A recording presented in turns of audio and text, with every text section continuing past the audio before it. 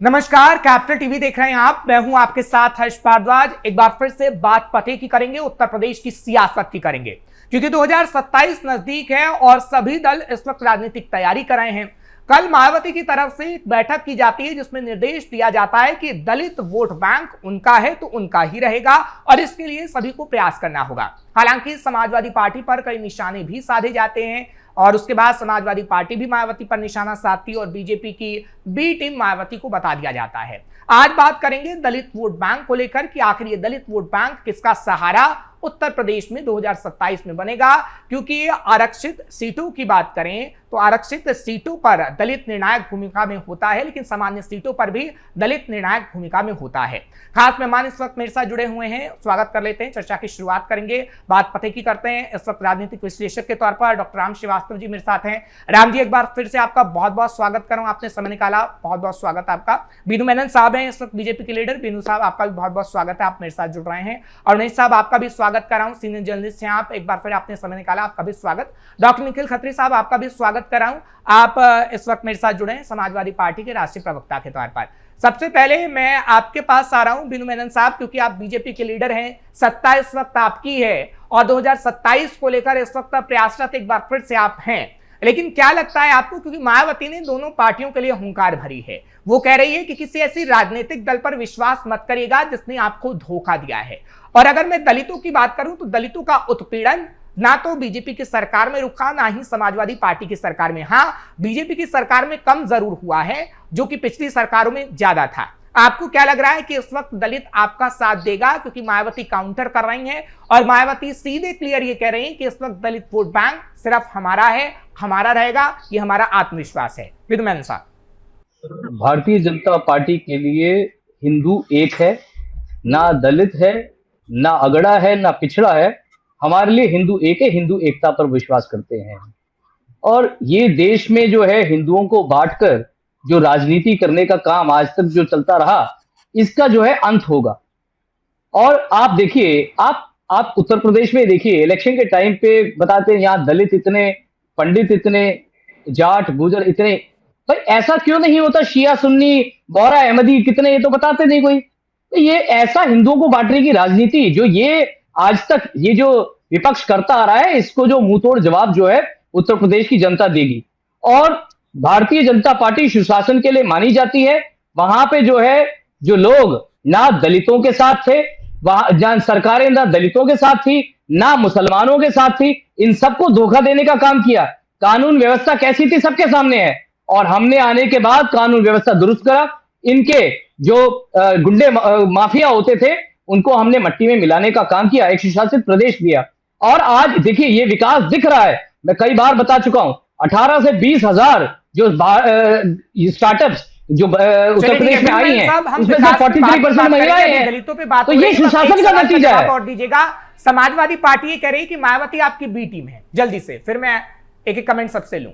देखिए यहाँ पे क्या है, किसी को किसी का बी टीम बनाओ, मायावती जी को हमारा बी टीम बनाओ, ये लोगों के बीच में भ्रम क्रिएट करने के लिए ये अलग अलग पैतरे आजमा रहे हैं।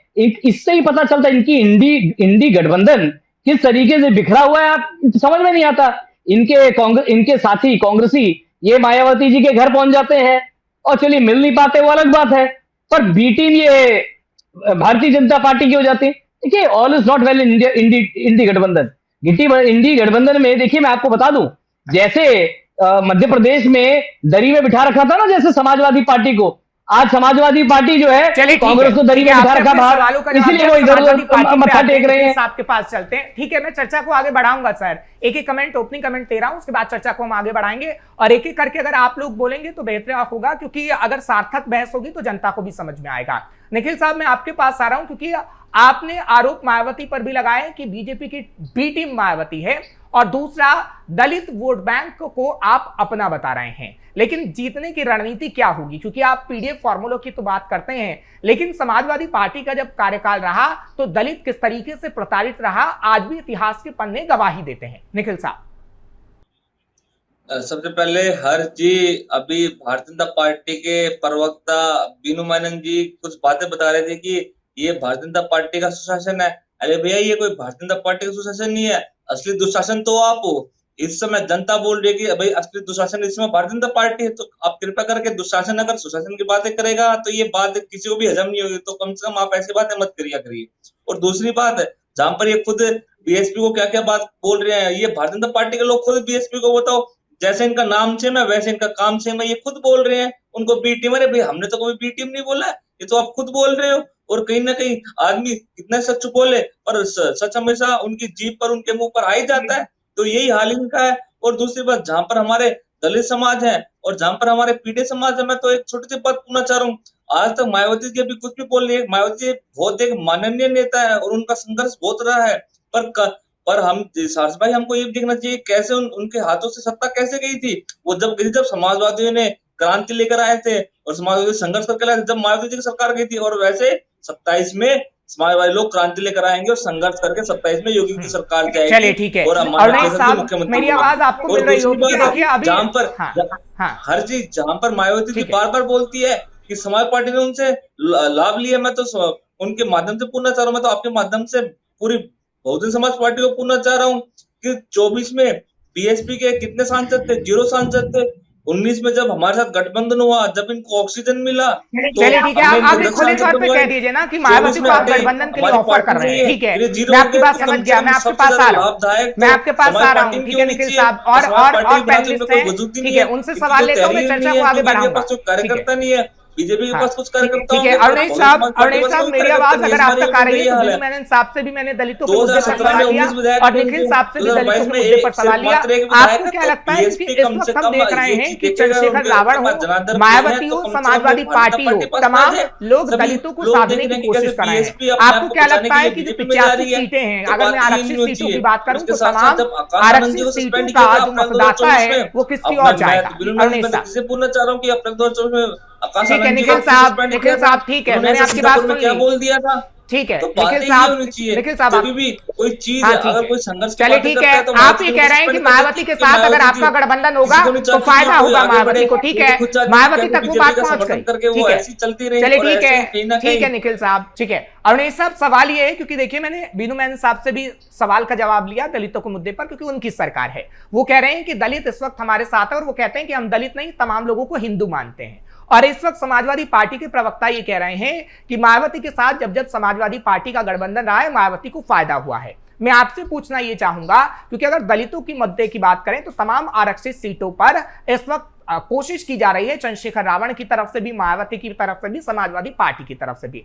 आपको क्या लगता है, क्योंकि निर्णायक भूमिका में रहते हैं, किस तरफ झुकाव हो सकता है इस बार? क्योंकि जो तमाम जातियों को इकट्ठा करके बीजेपी ने हिंदू बताया, तमाम दलितों को भी उसका फायदा बीजेपी को मिला है।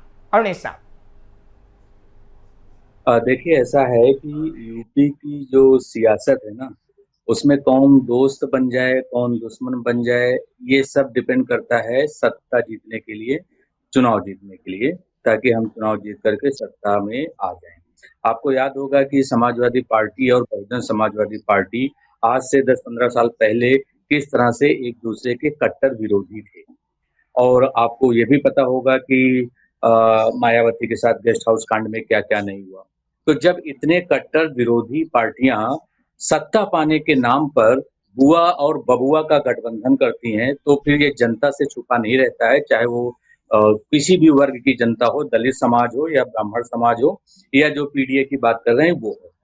दूसरी बात, आपका जो मायावती का इसमें बहुत बड़ा रोल रहता था, मैं था वर्ड क्यों यूज कर रहा हूँ, क्योंकि मायावती की जो पार्टी थी बहुजन समाजवादी पार्टी, काशीराम जी उसके संस्थापक अध्यक्ष थे। तो एक जमाने में बसपा बहुत बड़ी पार्टी हुआ करती थी यूपी में, और मायावती खुद कई बार मुख्यमंत्री रही हैं। लेकिन पिछले 5 साल का आप रिकॉर्ड उठा के देख लीजिए कि मायावती की पार्टी, बहुजन समाजवादी पार्टी की क्या दशा है, दिशा है, या मैं यूं कहूं कि दुर्दशा है। चाहे वो आप सांसद के हिसाब से देख लीजिए या विधायकों के हिसाब से देख लीजिए। तो मुझे नहीं लगता है कि इस बार दलित वर्ग जो है, मायावती कोशिश जरूर कर रही है कि उनकी अपनी पार्टी को पुनर्जीवित करें, लेकिन जिस तरीके से उनके चलिए ठीक है, आप ही कह रहे हैं कि जितनी कोशिश मायावती कर रही है उतना फायदा कहीं ना कहीं मायावती को नहीं मिलेगा। हाँ ठीक है, राम जी मैं आपके पास आ रहा हूं, क्योंकि आप राजनीतिक विश्लेषक हैं, आपने तीनों की बात सुनी है। हाँ ठीक है राम जी, मेरी आवाज अगर आप तक पहुंच रही है तो आपसे ये सवाल रहेगा, थोड़ा विश्लेषण करिएगा, क्योंकि अरुणेश साहब ये कह रहे हैं कि मायावती को उतना साथ नहीं मिलेगा दलितों का जितना वो प्रयास कर रही हैं। समाजवादी पार्टी और बीजेपी की बात आपने सुनी कि वो किस तरीके से दलितों को कह रहे हैं कि भैया, बीजेपी ये कह रही कि दलित नहीं है आप हिंदू हैं, समाजवादी पार्टी ये कह रही कि दलित हैं तो आप पीडीए में हैं तो आप हमारा साथ दीजिए। राम जी। जी देखिए, जहाँ तक मेरा अपना विचार है, समाजवादी पार्टी के अखिलेश जी से मुझे बहुत उम्मीद रहती है, क्योंकि वो क्वालिफाइड इंजीनियरिंग की डिग्री लेकर आए थे, लेकिन यहाँ यूपी के उसमें जाकर वो ऐसा लगता है कि मज़ारों के भक्त बन गए। रहा सवाल मायावती जी का, उनसे मेरी व्यक्तिगत मुलाकात हुई थी, वो इसमें दो मत नहीं, वो महान नेता रही हैं भी अभी भी, उनका अपना वर्चस्व है। लेकिन पिछले 10 सालों में जो मैंने ऑब्जर्व किया है वो ये है, चाहे वो दलित समाज हो, चाहे आपका अल्पसंख्यक समाज हो, पिछड़ा हो, अगड़ा हो, सब में आमूलभूत परिवर्तन आ चुका है। अब लोगों को समझ में आ गया है। अब इसका एक ही उदाहरण देखिए, जिनको आप दलित समाज कहा करते थे वो दलित रहे कहाँ, दलित कहते किसके हैं, उसकी जरा परिभाषा तो देखिए। अभी तो माननीय सुप्रीम कोर्ट ने भी एक जगह डिसीजन दिया था कि जो आईएएस ऑफिसर्स के बच्चे हैं वो जो है आरक्षण के हकदार कैसे हो सकते हैं। समय के साथ स्थिति बदलती जा रही है। आज की तारीख में जो दलित समाज के लोग किसी जमाने में जमींदारी की प्रथा के अंतर्गत यूपी के जमींदारों के वहाँ पर खेती और मजदूर बन के काम करा करते थे, आज उनकी कितनी अच्छी स्थिति है आर्थिक रूप से, न केवल आर्थिक से, शैक्षणिक से, सामाजिक उसमें उनको कितना सम्मान मिल रहा है। तो सिर्फ दलित कहना या पिछड़ा कहना, अगड़ा कहना, ये ऐतिहासिक चीजें हो चुकी हैं। और शिक्षा के प्रसार के कारण राष्ट्र की प्रगति के संकल्प को देखते हुए अब ये बिल्कुल सुस्पष्ट है कि आपका मतदाता आप कितना भी भटकाएं। एक जमाना था जब आप उनको पैसे बांटकर वोट कमाया करते थे, शराब देकर वोट कमाया करते थे, ठेकेदारी पनप गई थी कि इस गांव में इतने वोट मेरे हैं, मुझे इतने रुपए दीजिएगा। वो चीज़ों से अब जनता त्रस्त हो चुकी है। अब लोगों को मालूम है कि नेता का मतलब सिर्फ और सिर्फ वायदे करके भूल जाना नहीं। ठीक है, यानी राम जी आप ये कह रहे हैं कि चाहे दलित हो या फिर अन्य समुदाय हो, अपना हक जानता है और इस वक्त थोड़ा जमाना बदल चुका है। मैं आपके पास आऊंगा विनू साहब, मैं आपके पास आ रहा हूं कि देखिए मैं 3-4 सवाल उठाऊंगा जो समाजवादी पार्टी कर रही है और मैं चाहता हूं कि एक एक करके आप लोग जवाब दें, क्योंकि सभी को समय मिलना चाहिए। विनू मेनन साहब मैं आपके पास आ रहा हूं क्योंकि देखिए गाजीपुर का जो मसला हुआ या फिर अलग जगह जो मसले हो रहे हैं उसमें समाजवादी पार्टी का पूरा प्रतिनिधिमंडल जा रहा है और कह रहा है कि देखिए दलितों के साथ उत्पीड़न बीजेपी की सरकार में हो रहा है। हालांकि मैं समाजवादी पार्टी से भी सवाल पूछूंगा, लेकिन जो दलितों के साथ इस वक्त तस्वीर नजर आ रही है वो रूपरेखा तो खींच रही है कि दलितों के साथ बीजेपी की सरकार में भी ऐसी तस्वीरें आ रही हैं जैसे समाजवादी पार्टी सरकार में आती थी। और यही मुद्दा चंद्रशेखर रावण रोज उठा रहे हैं। 2 जून से उनकी रैली निकलने वाली है। ये जितने भी दलित या पिछड़े ऐसा नारा लेकर जो चल रहे हैं ये अपने आप में करप्ट हैं। आप देखें कहां ये लोग, जहां इलेक्शन की बारी आती है या जहां पे इनके लिए फीसिबल होता है वहां पे इनके लिए दलित होता है। जब सच में किसी दलित व्यक्ति के साथ जब प्रताड़ना होती है और खासकर अगर प्रताड़ना जो है अगर अल्पसंख्यकों द्वारा होती है वहां तो ये दिखते नहीं है, चाहे वो चंद्रशेखर रावण हो चाहे वो समाजवादी पार्टी हो, कोई नहीं दिखता। क्यों? देखिए इनके लिए पीडीए का मतलब है परिवार डेवलपमेंट एसोसिएशन, इसमें अगड़ा पिछड़ा कुछ लेना देना नहीं है इनके लिए मेयर पॉलिटिक्स है। आज देखिए कानून व्यवस्था जो है उत्तर प्रदेश में है, आज ये लोग जिन लोगों के आगे नतमस्तक होते थे, क्या ये अतीक अहमद ले लो, मुख्तार अंसारी ले लो, क्या ये मुसलमानों के हितैषी थे? क्या ये दलितों के हितैषी थे? सबसे ज्यादा इन्होंने मुसलमानों को और दलितों के साथ ही प्रताड़ना करी। इनके तो वहां पे मत्था टेकते थे ये लोग, इनको मट्टी में मिलाने का काम उत्तर प्रदेश में योगी सरकार ने किया। और देखिए डेवलपमेंट की स्थिति क्या है, हमने 8 से 9 लाख जो है गवर्नमेंट जॉब दी और करीब 60 लाख से 2 करोड़ नौकरियों की व्यवस्था उत्तर प्रदेश में योगी सरकार के आने के बाद आई। और आज उत्तर प्रदेश जो है अगर आप हर तरीके से देखें, आज मिल्क प्रोडक्शन में भी 16% देश में 16% जो उत्पाद दूध का होता है वो उत्तर प्रदेश से होता है। ये सब डेवलपमेंट्स अगर आई उत्तर प्रदेश में तो योगी सरकार के आने के बाद आई। तो योगी सरकार जो है वो प्रदेश के विकास को लेकर चल रही है। दलित अगड़ा पिछड़ा ये हमारे लिए नहीं मायने रखता, हमारे लिए मायने रखता है उत्तर प्रदेश का विकास, वहां के लोगों का विकास और उसको ऊंचे दर में लेके जाना, ये हमारा सिद्धांत है। और हम हिंदुओं को बांटकर राजनीति नहीं करते जैसे ये लोगों ने आज तक करते आ रहे हैं। चलिए ठीक है निखिल साहब, अब मैं आपके पास आ रहा हूं। मैं चाहता हूं एक एक करके सभी जवाब दें ताकि सार्थक बहस हो। निखिल साहब, मैं बार बार इस लाइन को इसलिए बोल रहा हूं क्योंकि जनता को इस समझ में आना चाहिए हम इलेक्शन को लेकर इस वक्त डिबेट कर रहे हैं और ये जब तक डिबेट जारी रहेगी जब तक चुनाव परिणाम आ नहीं जाते, मैं क्लियर कर दूं, और आप ही लोग हमारे साथ रहेंगे पूरे टाइम तक। निखिल साहब देखिए, बदायूं की अगर मैं तस्वीर की बात करूं या फिर तमाम, जब समाजवादी पार्टी का कार्यकाल था, अखिलेश यादव मुख्यमंत्री थे, बदायूं में किस तरीके से दलित महिला को पीटा जाता है, मारा जाता है, आज भी आप गूगल करेंगे तो आपको तस्वीर मिल जाएगी। और मैं सिर्फ एक एग्जांपल दे रहा हूं, अगर आप बीजेपी से सवाल पूछते हैं, मैंने तो पत्रकार होने के नाते बीजेपी से सवाल पूछ लिया है, हालांकि सार्थक जवाब मुझे वहां से नहीं मिला, लेकिन आप क्या सार्थक जवाब देंगे कि समाजवादी पार्टी की सरकार में जो दलितों का उत्पीड़न हुआ, जो काला दाग आपके दामन पर लगा है, उसका जवाब किस तरीके से आप देंगे? सबसे पहले हर्ष, मुझे आपको पूरा क्वेश्चन मैं सुन नहीं पाया, हालांकि जितना मैं सुन पाया मैं उसका उत्तर जरूर दूंगा, पर अपनी बात शुरू करने से पहले अभी जो भारतीय जनता पार्टी के प्रवक्ता कुछ बातें बोल रहे थे, पता नहीं बीनू मेनन जी में से क्या खाते थे, ये जब भी बोलते हैं मुझे नींद आ जाती है, क्योंकि ये वही लाइनें हर डिबेट में वही लाइनें बोलते हैं, ये वही लाइनें हर डिबेट में बोलते हैं। अरे भैया कुछ नया बोला करो, कम से कम कुछ नया अपनी पार्टी जो नीतियां वो लेकर आओ, और कुछ नीतियां नहीं है तो आप कम से कम ये जुमला तो मत फेंको, जब भारतीय जनता पार्टी के लोग जुमला फेंकते हैं तो। चलिए ठीक है, मैं अपना सवाल रिपीट करूं, आपको बीनू मेनन साहब का सवाल और जवाब सुनाई दिया, लेकिन एक पत्रकार का नहीं आता आपको। मैं एक सवाल रिपीट कर देता हूं, मैंने ये सवाल पूछा, एक मिनट मेरा सवाल सुन लीजिएगा। मेरा सवाल ये है कि बदायूं का मैं आपको एग्जांपल दे रहा हूं, मैं सवाल ले लूं, मेरा सवाल सुन लीजिए, आपने सुना नहीं था शायद, आप सिर्फ बीनू मेनन साहब का तरफ ही ध्यान दे रहे थे, पूरा ध्यान आपका उधर ही था, लेकिन थोड़ा हम पे भी ध्यान लगाइए, हम सवाल पूछने वाले लोग हैं। देखिए, मैं बात करूं समाजवादी पार्टी के कार्यकाल में बदायूं में एक ऐसी तस्वीर आती है जब अखिलेश यादव मुख्यमंत्री होते हैं, दलित महिला को बाल पकड़कर घसीटा जाता है, उसके साथ क्या क्या होता है उसकी तस्वीर इस वक्त मैं कैमरे पर नहीं दिखा सकता, लेकिन सवाल पूछता हूं कि समाजवादी पार्टी में भी कैसे दलितों के साथ उत्पीड़न हुआ, समाजवादी पार्टी के दामन पर भी तो दाग लगा है, किस तरीके से उसे धोएंगे, दलितों के आगे क्या बोलेंगे? ठीक है हरजी, अब मुझे आपको पूरा क्वेश्चन मैंने सुना, अपने आंसर देने से पहले मैं मात्र आपके 10 सेकंड लूंगा, 10 सेकंड आप मुझे दीजिए आंसर करने से पहले। जो साथी पैनलिस्ट बैठे हैं, जो एनालिस्ट हो सकते हैं, शायद इन्होंने बोला था कि कैसे बुआ साथ आ गए। अरे भैया, आप एक बार जाके बिहार में तो आपके बिहार में तो आपके अभी तक लफ्ज नहीं खुले हैं, जिन्होंने मुराटा बांधा था। और ठीक है, 10 सेकंड हो गए आपके, मेरा सवाल का जवाब दीजिए, फिर मैं अरुणेश साहब के पास जाऊं। बात अर्जी, मैं मुद्दे पर आ रहा हूँ। दूसरी बात, आपने बात की बधाइयों की, मैं तो किसी भी साथी से पूछना चाह रहा हूँ, एनसीआरबी के आंकड़े बताइए क्या है, क्या दलितों पर अत्याचार पर क्या इस समय उत्तर प्रदेश टॉप पर नहीं है? क्या दलितों की महिलाओं के साथ अत्याचार पर उत्तर प्रदेश टॉप पर नहीं है? बात ये होनी चाहिए। हमारे जहां पर हिंदू धर्म गुरुओं को चोटी पकड़ कर उन्हें पार्टी को पकड़ कर उनको मारा पीटा जा रहा है, तो उसमें भारतीय जनता पार्टी के नेता कहां थे? बताइए। योगी सरकार सबसे बड़ी सरकार होगी, हिंदू धर्म सबसे बड़ा, मैं समझता हूँ कि हिंदू धर्म में सबसे बड़े गुरु हो गए हैं। ये किसी को भी काल नहीं बोल देंगे, ये किसी को कुछ बोल देंगे, बस खाली जो ये है वो है और कोई कुछ है ही नहीं। तो क्या ऐसी बातें होनी चाहिए? क्या सनातन धर्म क्या ये भारतीय जनता पार्टी वाले लोग लेकर आए हैं कि हम सनातनी नहीं है, क्या ये हमें सर्टिफिकेट देंगे?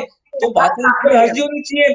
और दूसरी बात, सबसे ज्यादा दलित समाज पर, दलित महिलाओं के साथ बहनों से सबसे ज्यादा अत्याचार भारतीय जनता पार्टी में हुआ है, और जो आप बधाइयों की बात कर रहे हैं। चलिए ठीक है अरुणेश जी, आप मेरे सवाल का सही जवाब देंगे, क्योंकि ना तो निखिल साहब दे पाएंगे ना बीनू मेनन साहब। मैं एक आंकड़ा देता हूं अब, ठीक है निखिल साहब, अब आंकड़ा सुन लीजिए ना, आंकड़ा सुन लीजिए, आप ही की समाजवादी पार्टी की सरकार का आंकड़ा मैं दे रहा हूं, तो उस पर जरूर कार्रवाई। चलिए ठीक है, कोई संदेह नहीं है। जहां पर एसपी सस्पेंड हो जाते थे और आज के समय कांस्टेबल सस्पेंड नहीं हो पाता है योगी सरकार से, क्यों?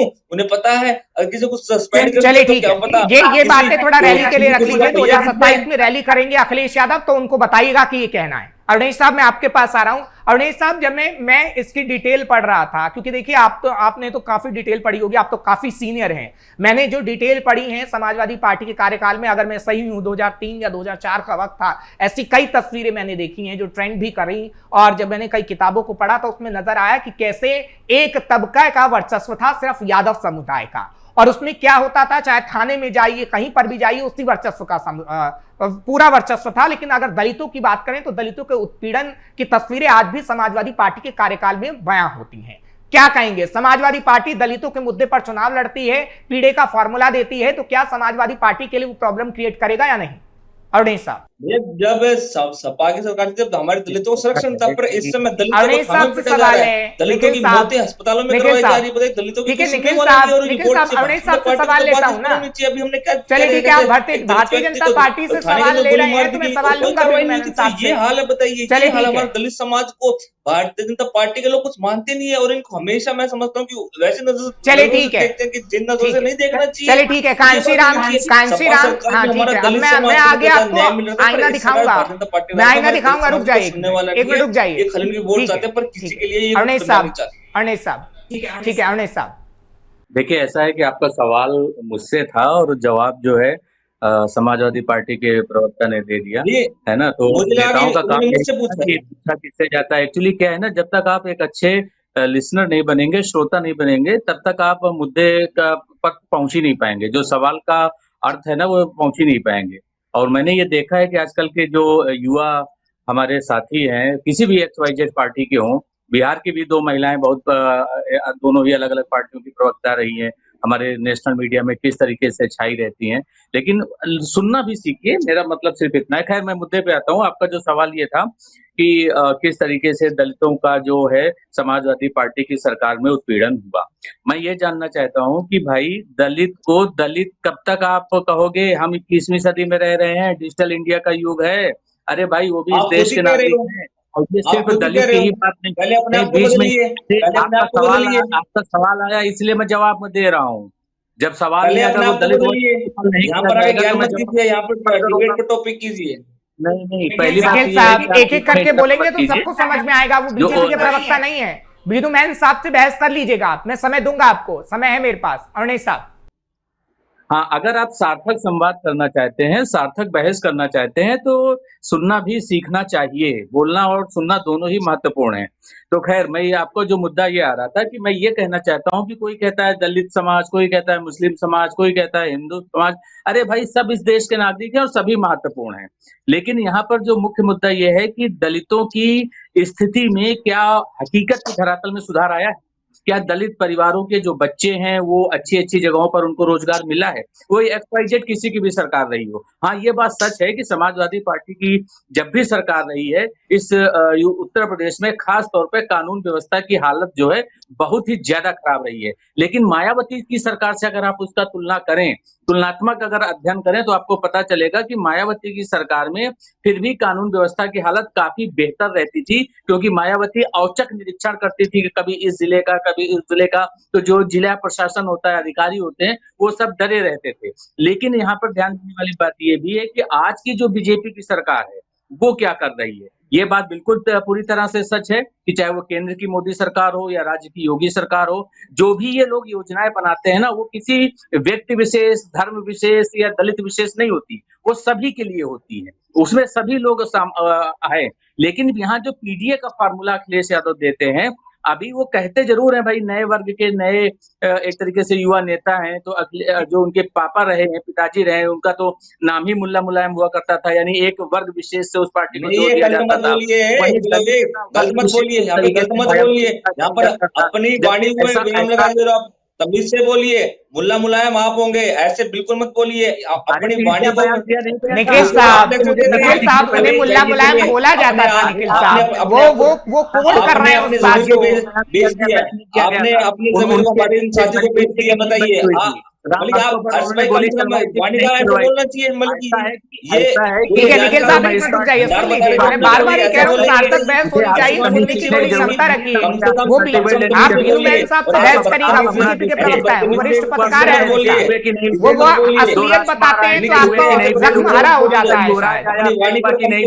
मैं समझता हूँ कि अपनी वाणी को आपको कम से कम एक सरल भाषा में बोलना चाहिए। ठीक है बिनु मेनन साहब, आज आपसे बहस करना नहीं चाहते हैं निखिल साहब, आज अवनीश साहब से करना चाहते हैं। बल्कि जो आपकी अज्ञानता है, हम उसको यहाँ पर सुनने बैठे हैं क्या? कम से कम तब तक की बात कीजिए, तमीज से बोले आप।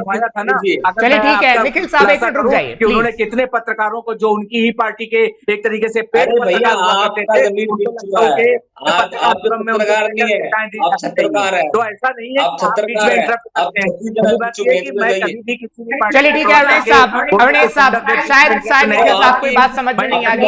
मैं राम जी के पास जाता हूँ, ठीक है, फिर मैं एक एक सवाल बिनू मैन साहब और निखिल साहब को से भी लूंगा, क्योंकि आईना दिखाना जरूरी है थोड़ा। ठीक है अवनीश साहब एक मिनट, ठीक है अवनीश साहब, लिख कर आइए तो पहले सुलेख लिख के कैसे बोला चलिए ठीक है अवनीश साहब, अवनीश साहब, अवनीश साहब, अवनीश साहब वो तस्वीर, एक मिनट अवनीश साहब रुक जाइए, ठीक है अवनीश साहब, अवनीश साहब रुक जाइए, अवनीश साहब एक मिनट रुक जाइए प्लीज, आपसे रिक्वेस्ट है, समाजवादी पार्टी के लीडर तो नहीं सुनेंगे, आपसे रिक्वेस्ट कर लेता हूँ, क्योंकि चलिए ठीक है एक मिनट निखिल साहब सुन लीजिए, निखिल साहब सुन लीजिए, निखिल साहब समाजवादी पार्टी के इतिहास पढ़िए और निखिल साहब, ठीक है एक मिनट अवनीश साहब रुक जाइएगा, मैं किसी की वॉल्यूम को कम नहीं करना चाहता हूँ, मैं चाहता हूँ सबकी आवाज क्लियरली आए ताकि जनता समझ पाए। अवनीश साहब मैं एक सवाल लेता हूँ, हाँ ठीक है अवनीश साहब एक मिनट, ठीक है निखिल साहब देखिए मैं एक बात क्लियर कर दूं, हम बार बार ये कहते हैं कि हम सार्थक बहस करना चाहते हैं, मैंने कई बार आप लोगों से डिबेट करती है, मैं आपको दोबारा भी इनवाइट करूंगा और आप मान्य लोग हैं और मैं इसलिए आपको इनवाइट करता हूं क्योंकि बहस अच्छी रहती है, लोग देखते हैं आप लोगों को और कैपिटल टीवी पर आप लोगों को ज्यादा देखा जाता है, इसलिए मैं कहता हूं कि सार्थक बहस हो तो बढ़िया हो। हालांकि अब मैं राम जी के पास जा रहा हूं, फिर आपके पास आऊंगा निखिल साहब, क्योंकि जो बात अवनीश साहब ने कही है उसी को मैं आगे बढ़ाऊंगा, लेकिन राम जी आपसे एक सवाल लेता हूं, क्योंकि देखिए अवनीश साहब जो कह रहे हैं उसमें कोई दो राय नहीं और वो गलत बात नहीं है, वो आईना में दिखाऊंगा थोड़ी देर में, लेकिन आपको क्या लगता है, क्योंकि अगर मैं 85 सीटों की बात करूं या तमाम सीटों की बात करूं तो आपको लगता है कि क्योंकि जो सर्वे किए जा रहे हैं, हम भी अभी ग्राउंड जीरो पर जा रहे हैं, परसों से मैं आप लोगों को बता दूं कि हम उत्तर प्रदेश के अलग अलग जिलों में जाएंगे, वहां सर्वे करेंगे कि आखिर किसकी सरकार बन रही है, वो हमारा अपना सर्वे होगा, वो भी निखिल साहब मैं आपको दिखाऊंगा। लेकिन राम जी आपको लगता है कि बीजेपी की वापसी होगी और जो दलितों की बात मैं कर रहा हूं, जो निर्णायक भूमिका में रहते हैं, वो क्या सीधे तौर पर बीजेपी का साथ देंगे या फिर वो बढ़ जाएंगे जिससे भी फायदा बीजेपी को ही होगा? राम जी पहली चीज तो मैं ये बता दूं कि पंडित जवाहरलाल नेहरू को पंडित कहते थे, अब वो किसी मंदिर में उन्होंने कभी पंडिताई तो की नहीं, लेकिन वो डिग्री हो गई थी, मान्यता हो गई थी, सम्मानजनक शब्द है। इसी तरह अगर मुलायम बोल दिया गया तो मुल्ला भी तो एक सम्मानजनक शब्द है, इस पर नाराज होने की जरूरत नहीं है। अब रहा सवाल ये, इन बातों को छोड़कर अगर हम हकीकत पर बात करें, देखिए समाजवादी पार्टी ने क्या किया था, किस तरह से उसका जन्म हुआ था, उसके क्या अच्छे काम थे, क्या बुरे काम थे, किन कामों से जनता को आगे बढ़ने का मौका मिला।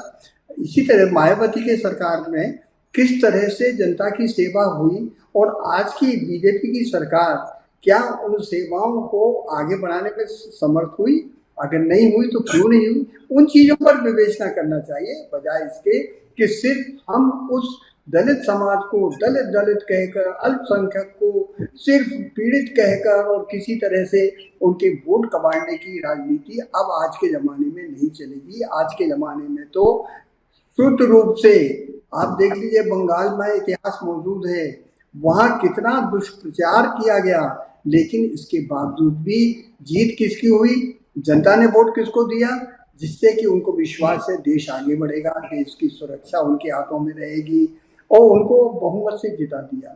देखिए वो जमाना अब लद गया जब आप वोट कमाने के लिए हथकंडे अपनाया करते थे।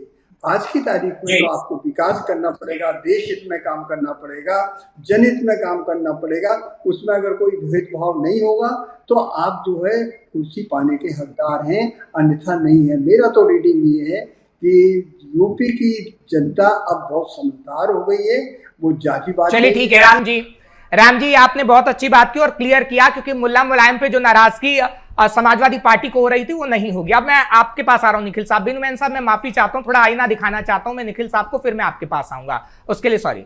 मैं आपके पास आ रहा हूं निखिल साहब, क्योंकि देखिए जो अवनीश साहब ने कहा ना वो गलत नहीं था। अगर वो पत्रकार हैं तो उन्होंने पत्रकारों के लिए बोला कि समाजवादी पार्टी की सरकार में पत्रकार को जिंदा जलाया गया था। मैं नाम बता देता हूं, जोगेंद्र सिंह जिंदा जलाने जाने के बाद समाजवादी पार्टी की सरकार में थी, कोई एक्शन समाजवादी पार्टी में नहीं हुआ था। मैं एक पत्रकार की बात करता हूं, दलितों पर मैं बाद में आऊंगा। इस सवाल का जवाब दीजिए, अगर क्या आप अपनी गलती मानते हैं कि समाजवादी पार्टी की सरकार में पत्रकार को जिंदा तक जला दिया जाता था?